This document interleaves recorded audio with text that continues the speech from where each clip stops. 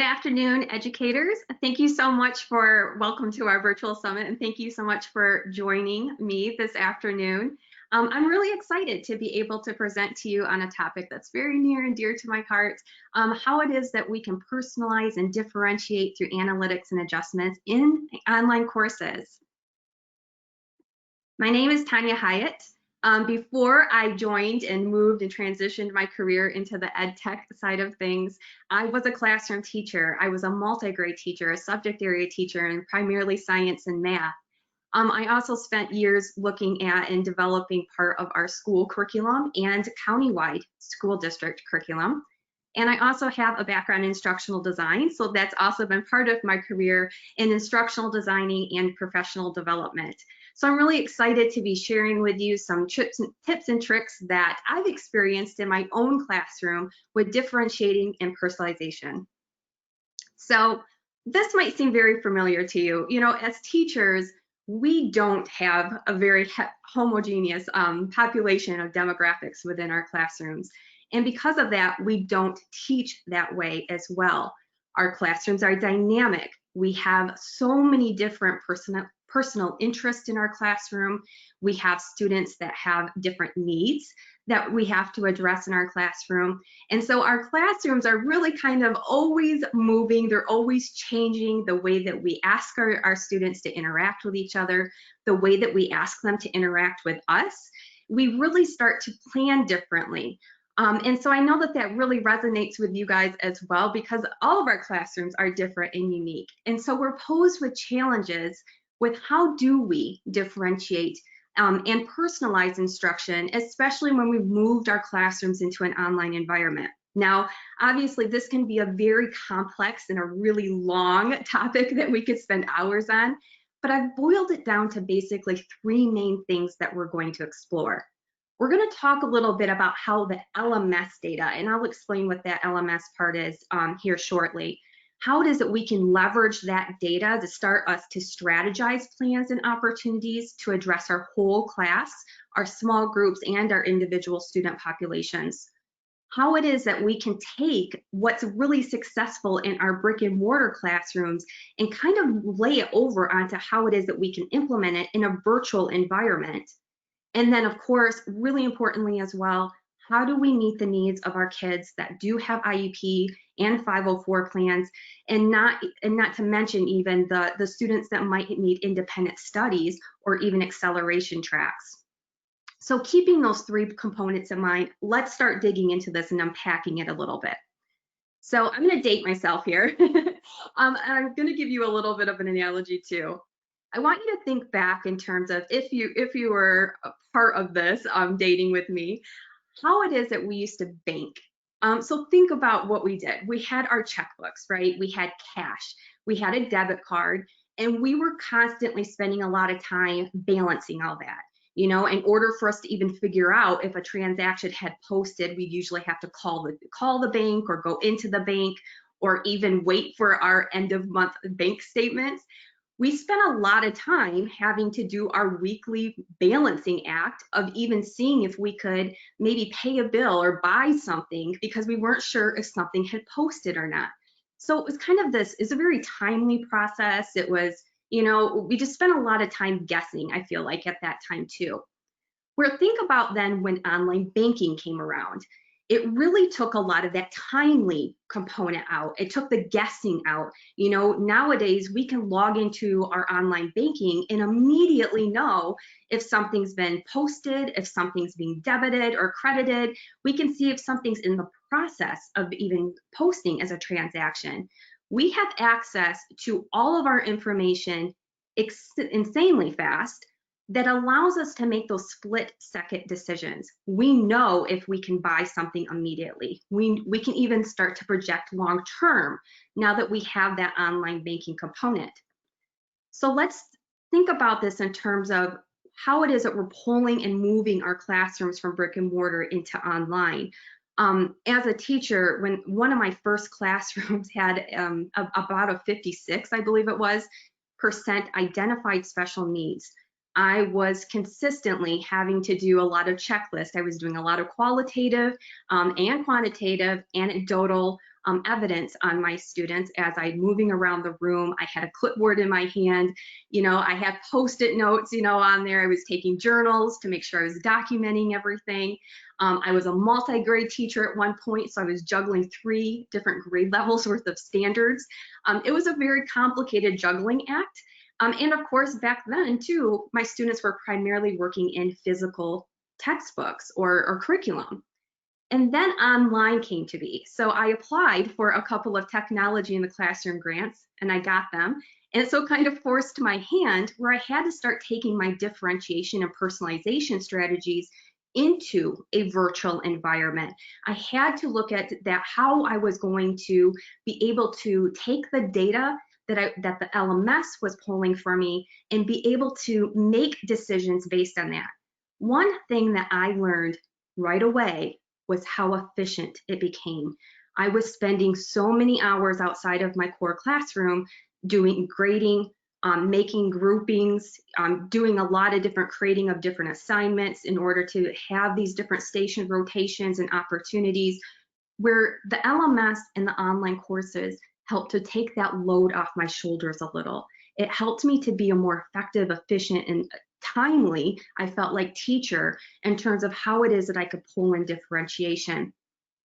So I'm not going to make any assumptions here about whether or not you understand what an LMS is. So I'm just going to blanket statement, how does this actually work? Because the LMS is a strong component that helps us to make these decisions in addition to our online curriculum. So learning management systems, and I'm going to use the acronym LMS throughout our presentation here, is really an opportunity for us to, we have a lot of different LMSs around different school districts, if your school district is even using an LMS. And using really magical technology that we're not going to get into right now, it allows a lot of curriculum vendors or providers to take those online courses and then add them and integrate them into these different learning management systems. And so what you're going to see here is I am going to, because I am in eDynamic learning, I am going to take some screenshots here of looking at how it is that the LMS and an online course can provide it. But I wanted to set the stage to let you know that if you're using online curriculum and your school has a different LMS, just look and see what it is that your LMS features offer in order to support these different differentiated and personalization strategies that I'm about to talk about. So we know that data is so unbelievably important, right? I'm speaking to the choir right now because data allows us to make those high different student achievement gains. And there's 3 main components within that research. We know that student grouping drives that data decision process and helps to drive up student achievement. We know that when we include our students in that discussion around the data, around their own grades, that helps as well because they're now taking ownership of that. They're included to make their own decisions of how it is that they're going to be a better student and take ownership of that learning. And of course, we're looking at how it is that we can support personalization. So those personalized learning strategies are also supported within how it is that we leverage that data that oftentimes comes from an LMS or our anecdotal or qualitative data as well.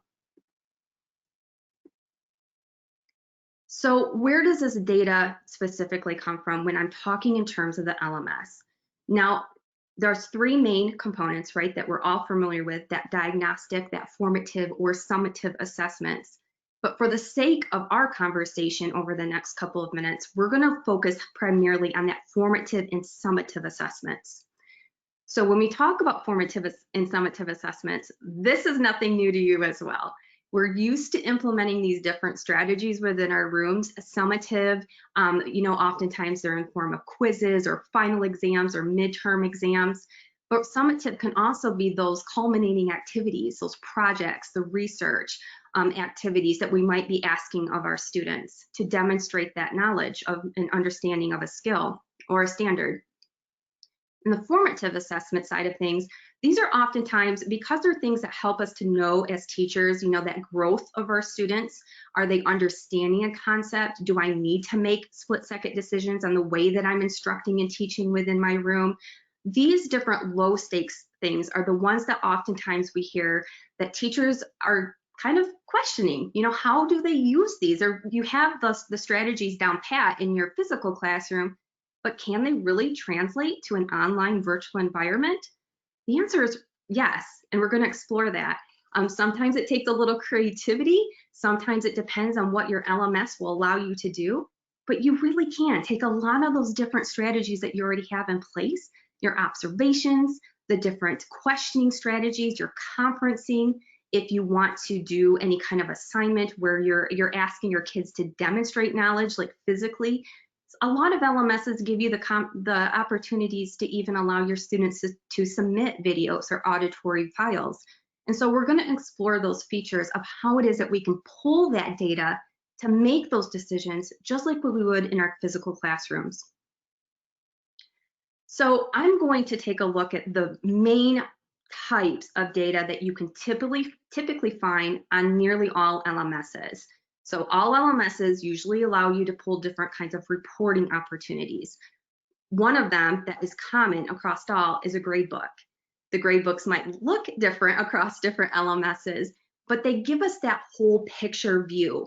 They typically have the summative type of grading, those gradable assignments. They give us the scores, it gives us grades. Your gradebook is typically customizable on an LMS. It's giving you that bird's eye view, right? What we can do with this information from our digital gradebook is really start to look for patterns, trends, consistencies, and irregularities. Just like what we would do with our physical gradebook in our classroom, in a digital environment, it's split second. We can do it a little bit quicker. Additionally, in your gradebook, typically most LMSs will give you an idea of how your class is performing. So your class performance, your class pace, you might have the ability to do a little bit of a bird's eye view to see how it is that your students, if they're falling behind, if they're on track, or if they might even, sometimes we call that our bubble kids, the kids that are right on the cusp that we might need to step in and intervene right away. We might be able to also see the class pace. What's important about any kind of pacing in a virtual environment is this allows us to see, are our kids on track? Is the workload too heavy? Are they falling behind? It also allows us maybe to even see if the kids aren't keeping up with it because maybe they're not logging in. A lot of LMSs give you that opportunity to see how much time is being spent on different tasks, as well as logging into their actual class. So this data helps us as teachers to really make decisions and inferences on what it is that we need to do in terms of next steps from a whole class perspective, and then even down into a small group and individual perspective as well. Some other common reports that help us to make those split-second decisions are mastery reports, objective reports, and even whether or not our students have mastered, not mastered, or maybe we haven't even taught yet specific standards within our classroom. We can use this data to make decisions on what our next steps are as well. One of my favorite reports that most LMSs allow you to take is an item analysis report. If you're not familiar with this, this is a really good resource because this allows you to see what kids are doing consistently. So like for example, I gave a quiz to my whole class. This item analysis is going to allow me to see how did all of my students across the class do on number 1, number 2, number 3. I can start to look for patterns. If I have like 5 kids maybe that have missed number 3, I can make decisions of maybe that objective, I need to go back and reteach it.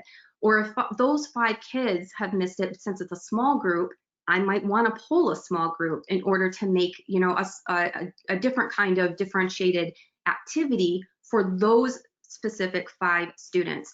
So these item analysis reports allow me give me information on frequency of grades, and then I can look for patterns within those grades as well.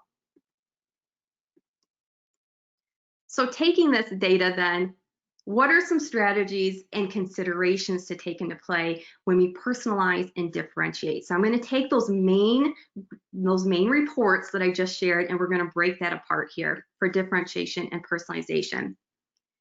Now, if I was taking this from a whole class perspective, looking at that data, that might tell me some bird's eye view that I need to go back and reteach a standard or a topic, or a skill. It might tell me that I need to do some remediation. I might need to adjust my pacing. So remember, looking at that pacing, I might need to see that maybe my whole class is just really struggling with the workload and I might need to reevaluate. I might also see opportunities to start thinking about differentiation, those peer-to-peer opportunities, those small groups of students. I might decide that maybe that quiz wasn't the best way that I should have assessed my students. Maybe we actually should have done a project, and instead I'm going to create a different way of how they're going to show and demonstrate understanding of that topic. From that, then, taking those different reporting components, we start to really pull apart that data and we start to decide what it is that we're going to do.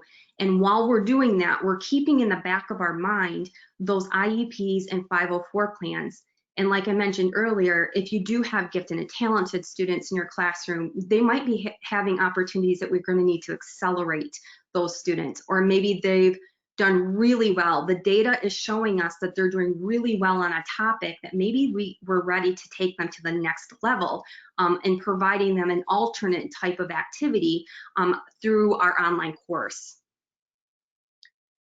So from a small group point of view, again, looking at those master reports, looking at the standard reports, I'm also pulling in here a new student report. This gives me a way to look at if I can identify different groups of students based on the skills that I'm seeing come through. So if I'm noticing that I have a group of students where they're all meeting a different standard, if they're all achieving a different skill level, I can group them based on that performance and achievement.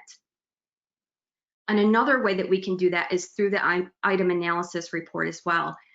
As a teacher, I can start to group my students based on patterns that I'm seeing. So I can look at questions missed. I can see again if I've got students who are consistently 100% or 90% or higher. It might pose an opportunity for me to start creating different alternate assignments for acceleration. I can go back to that grade book too, and I can start to look at my at-risk students.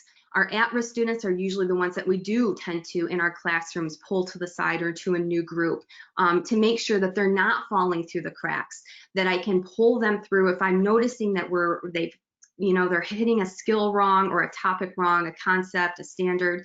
I might want to group them as well. So what we do with this data is we're really looking for those patterns, those trends, those similarities that helps me to decide how it is I want to group my students. And I'm using the technology component to help support me as a teacher to make those decisions. You as a teacher are the expert. You know your students. The LMS data helps to come in and support that. It helps to give you that bird's eye view, that in-depth lens in a really quick, timely manner so that you're not having to go home necessarily and constantly dig through so much stuff, where the LMS helps to support your decision making. Now, a common question is, okay, well, how do we group students? Now, really, grouping students is kind of up to you. It's really based on what it is that you're looking to do. I keep throwing out a lot that we're grouping students based on skills or, missed questions, but really, we can change up our groups in so many different ways. We can do it based on academic achievements. We can do it as mixed groups. We can even group our students based on their learning styles. If I've got kids that are more visual students, I might do some more visual activities with them. We can do it on interest. We've all got the group of students who love to read, and we've all got the sports, and we've all got the art. So we've got a lot of creative students in our room with different interests that we can provide those different opportunities as well. And what you're seeing here is some LMSs will also allow you to generate them. So you can do this right through the LMS so that you can assign different subjects, different lessons, different activities for them based on your LMS. One thing to keep in mind too is that differentiation strategies, really in addition to that grouping, is we have the ability, and we need to keep in mind here too, is we can group based on content. So what is being taught, the process, how it's being taught, the product, how it is that we want our students to demonstrate understanding, And then the environment, the tone, the pace. Maybe students need more check-ins in a virtual environment via Zoom or a Google Meet or something like that. And so we have the ability to make those decisions as well and differentiate. I mentioned that you have the ability to really change the visibility. A lot of LMSs give you that opportunity where if I don't want to assign lesson 1 to my whole class, I want to assign it actually to different groups that I've created in the LMS, I have the ability to do that. I can change that for them. So I'm already differentiating based on what I changed within my LMS. It's another great opportunity to meet the needs of our IEPs, our 504 plans, and those students who need maybe even an independent study where I can tailor what it is that I'm giving to my students and making accessible to them. I might even create different activities. So we as teachers always have those lessons that they're our go-tos because they work fabulously. We know that they're a success in our classrooms. We have those lessons and we don't want to lose them. And they might be great for differentiation as well.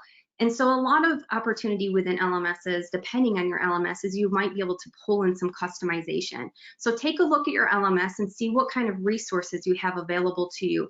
You'll notice that even on this example that I'm showing, a lot of those customization features are just very similar. I can tailor them to those formative type of activities, right? So I could pull in a discussion, a journal activity, a peer assessment, a blog, a YouTube video. So we're pulling in our different types of learners as well as meeting the needs of differentiation and personalization and that formative assessment component. In this example, I've created, it took me 5 minutes to create a differentiated activity based on a mind map that I wanted to send out to my students. And I've tied it to an objective that I wanted to evaluate as well. So I can keep that data in the front mind of how it is that my students are performing around that particular skill and concept. These different custom and creative activities also allow us to meet the needs of our different learners, like I said, and meet the needs of different accommodations that we might need as well. Our students can also pull in and attach their assignment as a document, a picture, a video. So again, we're meeting the needs of our different learning styles within that virtual classroom environment. So they might not be physically interacting with their peers. They might, not be physically interacting with an item in their classroom, but you have the ability for them to even interact if they take a documentation through a video or a picture and be able to submit it to you. We use that different data then, like I said, to pull in different kinds of formative assessment opportunities. We pull in through the use of different options within our LMS system that we can customize. So in addition to the course that you have, your online course is providing you those lessons, those quizzes, the core content within that course. But then you have the ability to go into and still be able to do your brick and mortar type of formative assessments that you might be doing in person with your students. You can create that environment and tailor it to that as well. And if you're tech savvy, you can even create those breakout rooms. So a great way, if you're tech savvy and you feel comfortable using something like Zoom or a GoToWebinar breakout room, you could actually turn this into your blended learning station rotations. You can randomly assign students to those groups, or you can assign them to those groups. So a great way to pull in, again, that physical classroom environment into a virtual. You're just going to have to be a little creative and have a little fun with some technology to do so, but you can totally do it. You can also make sure that your kids are engaged using polling opportunities, chats. And a tip and trick I'm going to leave you with is also make sure that you're recording that so that you always have not only that backup evidence and data that the kids are participating, but also that it kind of keeps you safe as well, you and your students safe. Looking at our individual students, I'm going to quickly go through this. Same reports. I just drill down into looking at my students as individuals. I see where it is that if they're struggling on a specific skill. I can see at the bottom, I'm pulling an example of time on task. So this tells me, is this an average time on task for my students? Are they taking too long? Is this a red flag for me that maybe they're taking too long for this assignment and it might be too hard? You know, it gives me an idea to assess, you know, against other students as well of time on task. It also gives accountability, you know, if our students are being held accountable for that time. You have the ability to, with a lot of LMSs, to create those individual activities and send out information to that individual student. So if I know that Greg actually could use this YouTube video to help support a concept that he's learning, that he's struggling with, I can actually send just Greg a link to this YouTube video with a little message. Some LMSs also include a little extrinsic motivation where you want to give a little badging system to help motivate them. You have that ability. And of course, this is an opportunity too, where if you do feel like, you know, if I felt like I needed to do a one-on-one conferencing with Greg around this concept, I could send him a message to my Zoom link and we could conference and meet. So just like what we would do in our physical classroom, we might pull that student or that small group of students aside. You have the ability to use your LMS to communicate out to your students to do so. And additionally, then looking at making those accommodations, you can adjust scoring, you can provide feedback, you can provide private documentation to your students. So your LMS is kind of becoming like, just like we've talked about the online banking, it becomes that central post that keeps all that information together for us to take that information that we need and make those decisions. Like I mentioned, a lot of LMSs give you the features to customize and personalize. Highlighters, note taking, quiz attempts. You can change the, you know, how many attempts, the time on a quiz, give them a calculator to use the communication tools within the LMS. It's a form of documentation, and the kids would also know to make sure to log in and find that information. They have the ability to take ownership through note-taking tools. They can self-progress monitor. They have continuous access to those grades. So going back to that research component of making sure that the kids are involved in that data that we're taking on them, that they're quite aware of that. So they're making those ownership, those self-evaluation assessments. They're basically taking ownership of that learning. So as you can see, there's a broad topic that we try to boil down here in a couple of seconds, but hopefully you can kind of see how it is an LMS can support an online course in helping you to make those data-driven decisions quickly and helping to give you, maybe hopefully leave a couple tips and tricks or get the wheels spinning on some things that you can do to transfer your in-person differentiation and personalization strategies into your online environment. So I want to say thank you so much for your time this afternoon. Thank you for joining the virtual summit. I know a couple of questions came in, so I will be following up with you.